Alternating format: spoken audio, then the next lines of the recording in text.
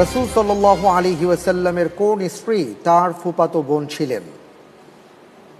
ক জয়নব বিনতে জাহাশ, খ জুয়াইরিয়া বিনতে হারিস, গ জয়নব বিনতে খুজাইমা, ঘ সাফিয়া বিনতে হুয়াই রাদিয়াল্লাহু তাআলা আনহুন্না।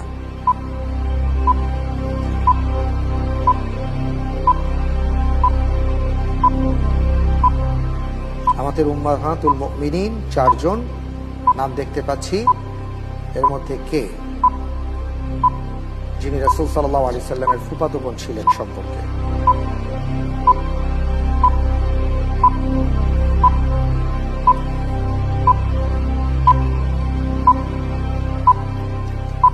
আলহামদুলিল্লাহ, এই প্রশ্নের উত্তর ক জয়নব বিনতে জাহাশ রাদিয়াল্লাহু তাআলা আনহা।